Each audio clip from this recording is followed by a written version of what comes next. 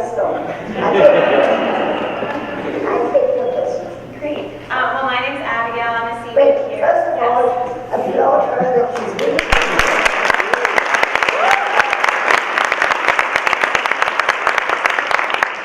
And if you blush when you say orgasm or actually it's okay too. Oh, thank you. Great. So we have a lot of questions from students. They've been tweeting with the hashtag Dr. Ruth UDH. And we also have some questions that were submitted before. And I have some questions for you, so we're excited to hear a little more about you. Great. So we have one question from Twitter. Can you tell us a little bit more? Wait, did you tell her that I have Twitter? You I have have Twitter? 85,000 people.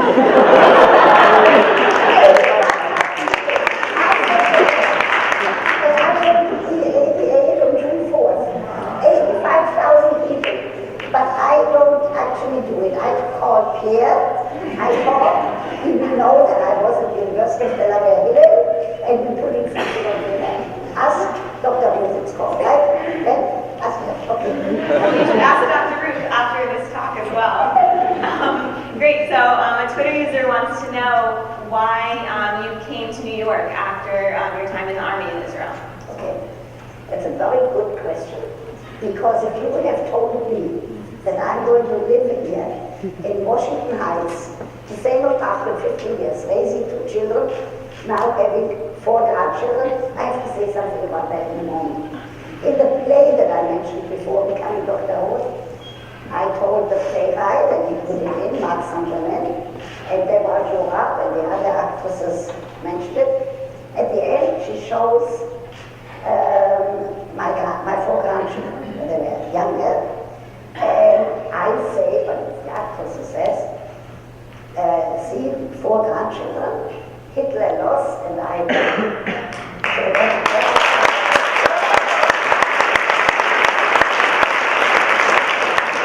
I would have never, when I went to Paris, I studied at the Sorbonne, I was sure that I would go back to Israel. Because after all, and I told you that I wasn't still and very much of a Zionist, I go every year, sometimes twice a year.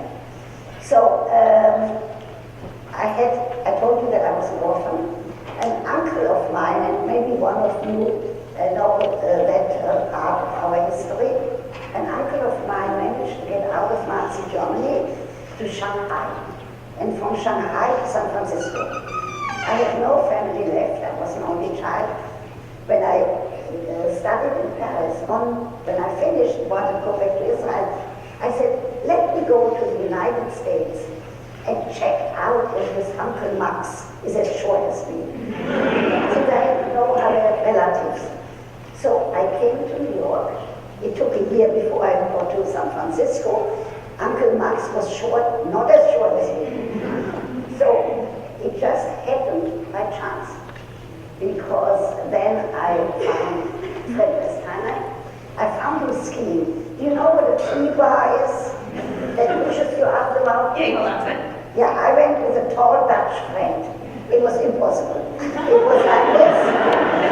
Impossible. And when it was on his behind, it was on my neck. It was on his ankle, it was impossible. Somebody introduced me to Fred Westheimer up on the mountain, who was the president of the Jewish student ski club. I looked at Manfred Westheimer, short, handsome, with glasses, not married. I already had a child. I already was married twice before. I decided on a T-bar, that's like a turtle. I'm going to marry this guy. We have not been married ever. 35. There were a few problems. One is he had 2 girlfriends. One gave good massages, and the other one made him herring salad. Coming out of Germany, the herring salad, I see him nodding his head. So at one eye, he left his guitar. Do you remember that then? He left his guitar with a girlfriend. And I was very poor. I raised the child with $1 an hour. But over my dead body, I wasn't allowed to let him go and pick up that guitar. I borrowed $35 and bought him a new guitar. Guitar only cost $35? $35, crazy. So that's the answer.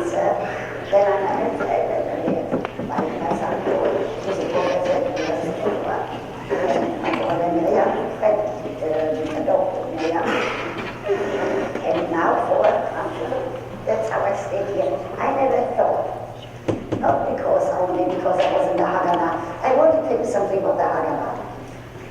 I told you that it was not an issue of heroism. Everybody was in some unit to help create Israel. Why I became a sniper, I can never explain, but I can put 5 bullets in a red circle. I once went with my grandson to a country fair. There was a shooting gallery. I said, Abi, shall we do it? He said, yes. I took a water pistol. We came home with 12 stuffed animals. More than you're done, one will come to the party. So I would, after Columbine, all of you know what happened there, I wouldn't touch a gun anymore, not even for joking. But I don't know why they chose. I think part of it is because I was very fast. I was also a skier later, but I don't ski anymore. But when I hear the word ski, my feet want to ski. My brain says no. So they must have found that I could shoot like this. So I want to tell you that I'm participating in all of the fundraisers for the Friends of the IDF, Friends of the Israeli Defense Forces. Let me tell you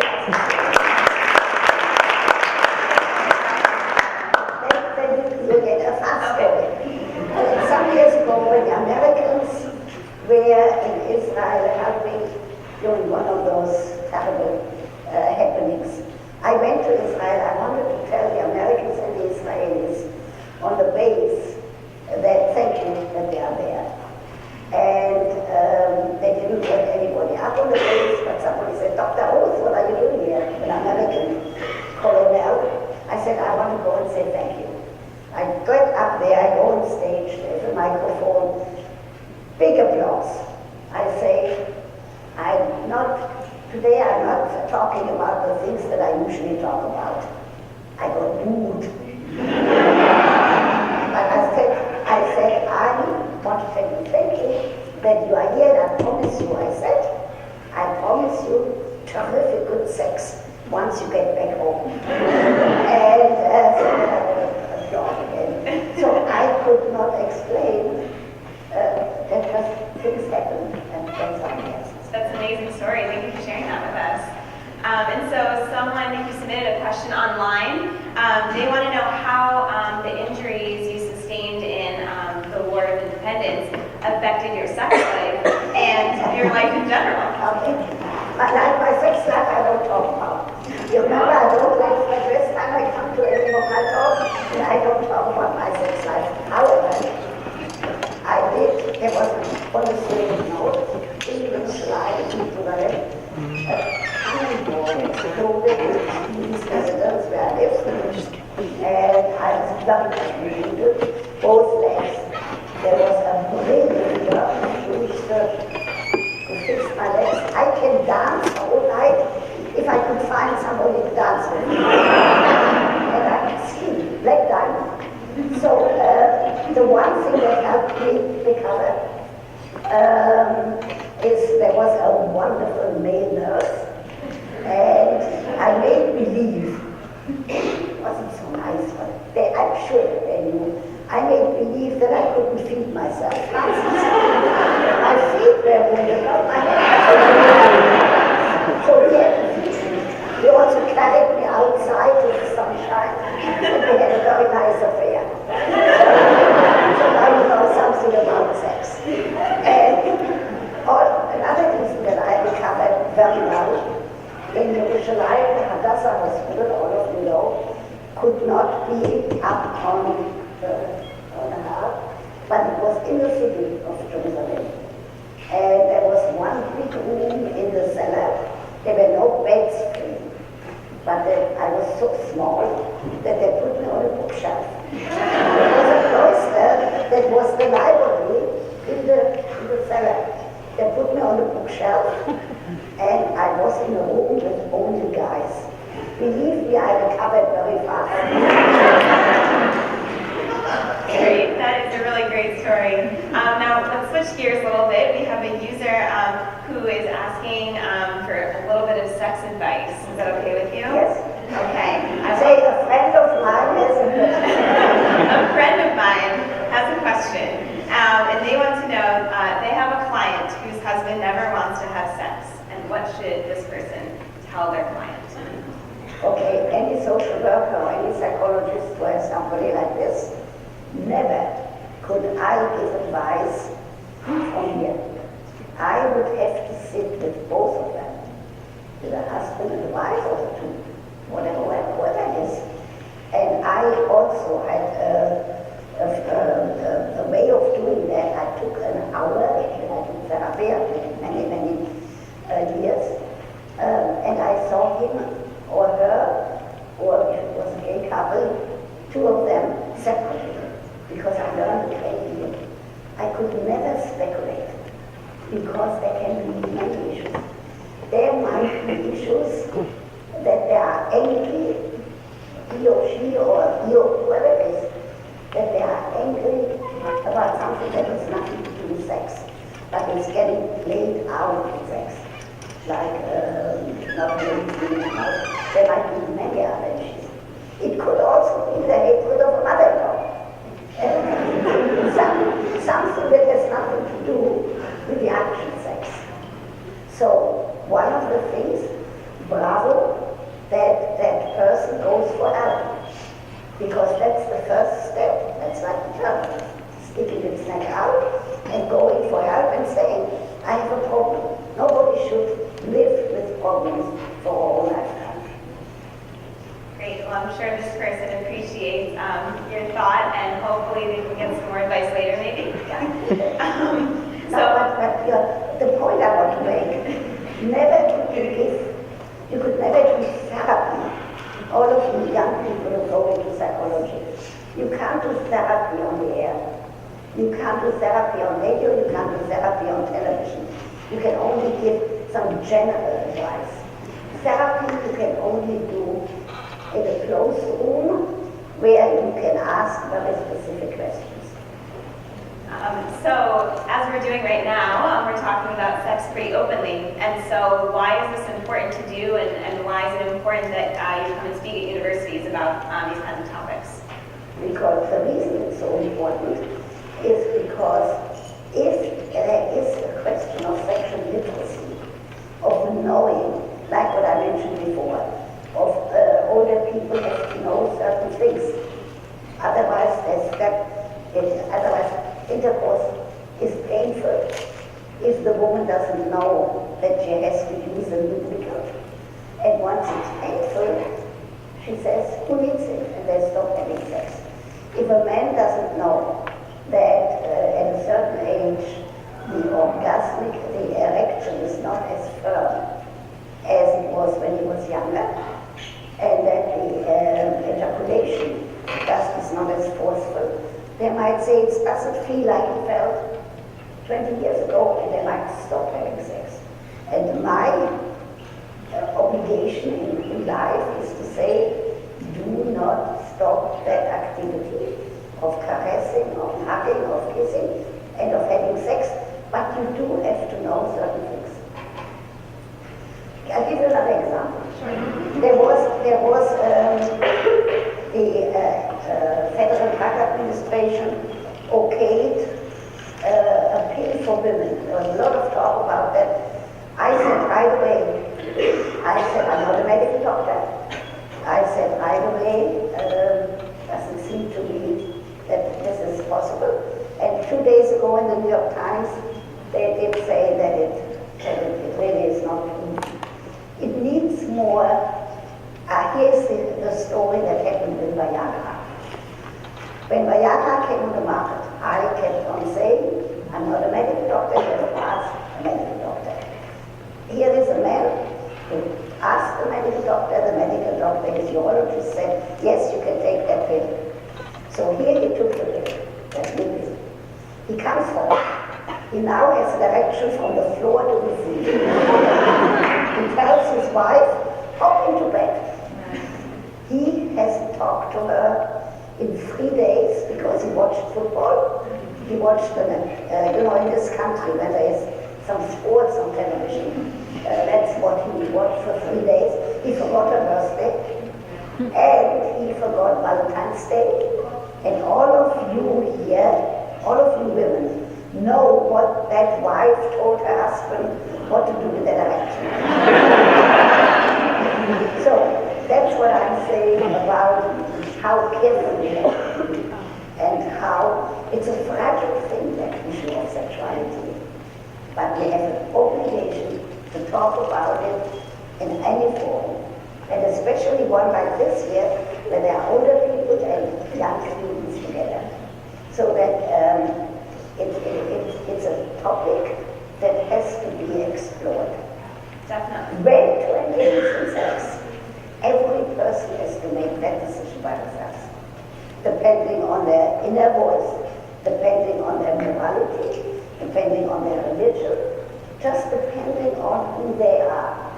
I could never tell anybody when to be sexually active, but I can say, if you make that decision, make it knowingly and know what you're doing. So have you experienced any backlash from either the Jewish community or any other community that does not feel the same way that you do about talking about sex and sexual acts? I'm very fortunate because I learned, as we heard from Ben, my first experience with Planned Parenthood. I still talk a lot at Planned Parenthood seminars and I also believe that abortion must be a public health issue and not a law that has to be taken out of the political arena, and it has to be a public health issue. Because otherwise, what will happen? Only women with money will be able to obtain an abortion because they can go to Mexico, to Europe, and the others will resort to abortionists and to coat hangers, and I would be very sad about that. It has to be a public health issue and not an issue for politicians.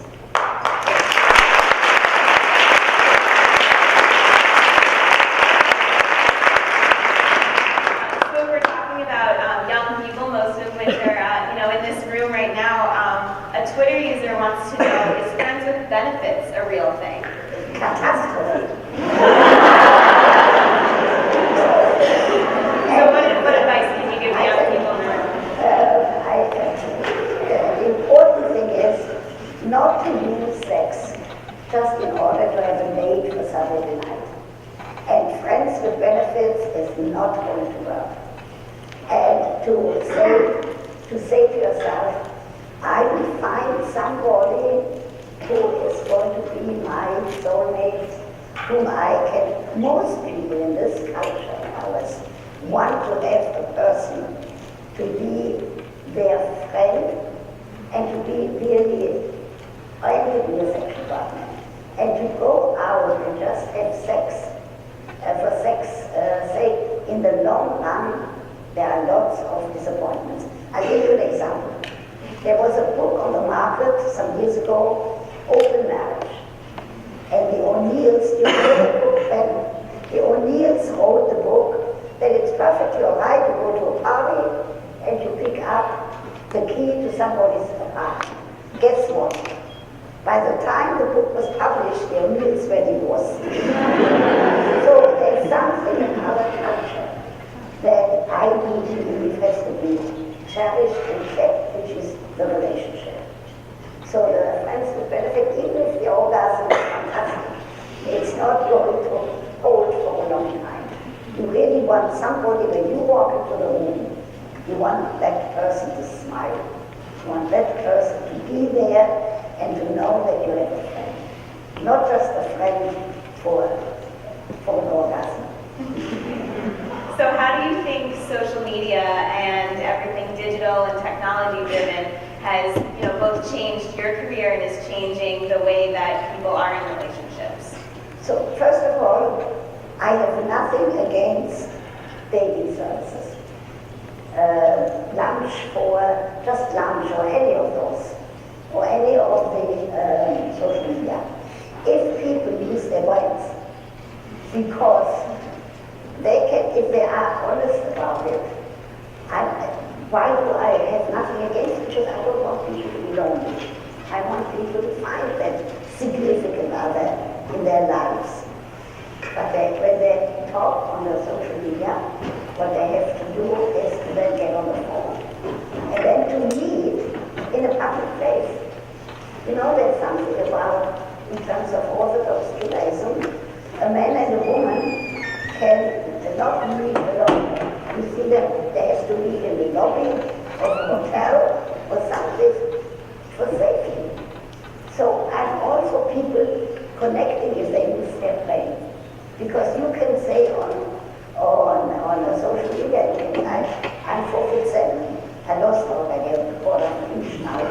But I could say I'm 6 feet tall. So what one should use it, but use it with intelligence. Great, I think that's great advice. And so more broadly, another Twitter user wants to know what you think is the most widespread myth about sex. First of all, I think the most widespread myth is that women don't like sex. And we have to bury that myth. And look what I told you before about the Jewish tradition, that they knew that women have to be pleased. And the biggest myth, I think, but it's changing now, that women thought that if he loves her, then he has to know what she wants. That has changed because of people like us sitting around and talking about it. Women have to take the responsibility for their sexual satisfaction. They have to teach him what they need in order to be satisfied. Even the best lover,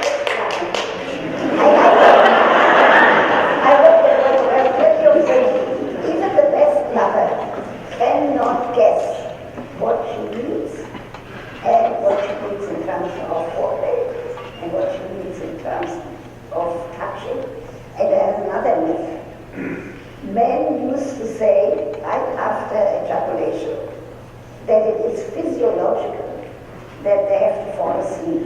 That's nonsense. Because if we can teach the men that women need to be caressed after the orgasmic response, because it takes a longer time on that curve to come back after the arousal. And if we can teach men that if they do that, it will be already the arousal phase for the next sexual encounter, then they are not going to say that it's physiological, that they have to turn around and fall asleep and snore. So we have another Twitter question, and this person wants to know what you think about polyamory, which is having intimate relationships with more than 2 people. In my way of thinking, I'm not saying that people shouldn't use their fantasy. If a woman wants to, she can make believe in her head that she's in bed with the whole football team. But just keep the mouth shut. And if he tells her that the last woman, the last lover had bigger breasts than she has, dangerous. And if she says her last lover had a bigger penis, then she's not sexually limited. So using the fantasy, wonderful, anything goes. But keep your mouth shut. Except there are some couples who like to share their fantasies. If that's what they really like, have a good time. But otherwise, I believe in keeping your mouth shut. Tight. So where do you think, relationships between men and women and how women and men speak about sex and feel about sex have come in the last 20, 30 years, however long you have been a sex therapist? All right, definitely women have learned that they have to teach the men what they need in order to have an orgasm. And I do believe that in terms of the sexual encounter, people have learned, because they sit around and they talk about it, of what it is that they really need and The danger is that thinking that the other couple has so much better sex, or thinking that anything that they see in pornographic and sexually explicit. Pornography for me is only when it involves violence or children. Anything else that is sexually explicit should be used, because people have worries, and you have to put all of your worries, that's for all of you who have partners, any worry that you have, stock market, like I say, mother-in-law, I like to use the mother-in-law, put it in a package and leave it outside the bedroom door. And I promise you, nobody else is going to pick up your package. It will still be there the next morning. So people have learned. And some of those manuals and some of the books are very helpful, because so that it lays to rest the idea that there is something that is dirty. And as I told you, nothing is dirty in a relationship of two people. And but to use fantasy. So can you tell us maybe what's one of the most rewarding parts about giving sex advice, or talking about sex in the way that you are? Yeah. I love when I meet somebody who says, I used to listen to you. I did this 10 years in a row every Sunday night, sexually speaking. I did 450 television shows.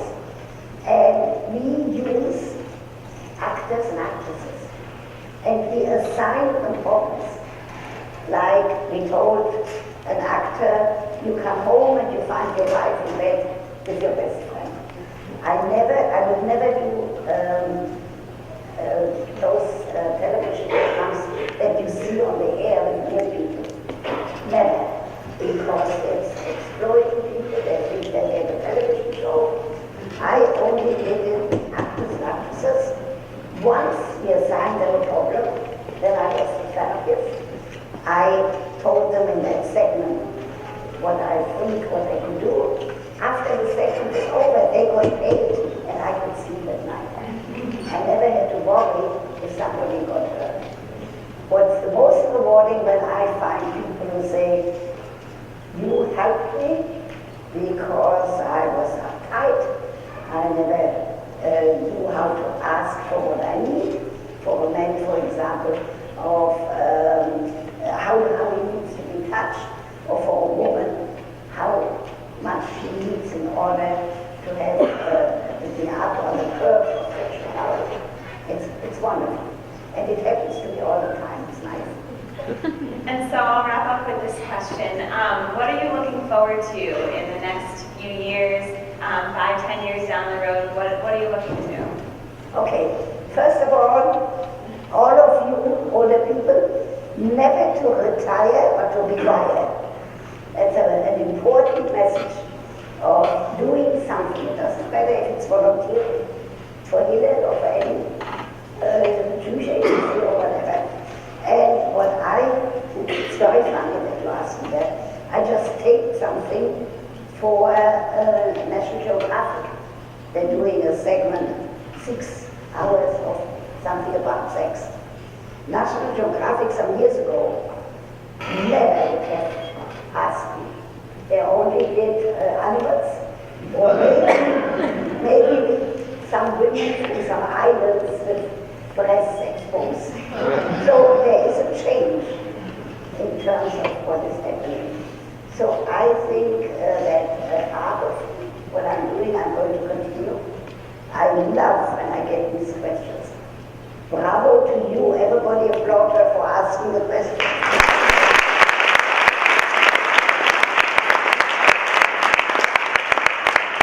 I'll tell you what I'm doing, because you asked me what I'm doing. I'm going the week after next. I'm going to Vienna, and I'm going to surprise Zubi Mehta on his birthday. I'll tell you why. I love Zubi Mehta. And I tell you, I did a program in Stanford on radio last year. And they managed to get Zubi Mehta on the phone from from Israel. He was in the Israel Philharmonic. And I was very happy. I couldn't sit still. I was jumping up and down for happiness. And they asked me, what does he like about me? He said 3 things. He likes that I'm short. Because he lifts me, he feels like a basketball player. Number 2, he likes me because I speak straight. In Hebrew it's called dugri. I speak straight and I say the way it is. And the third thing, which fits you, Hillel, people very important. He said he loves me because of my love for his mother. Thank you for having me.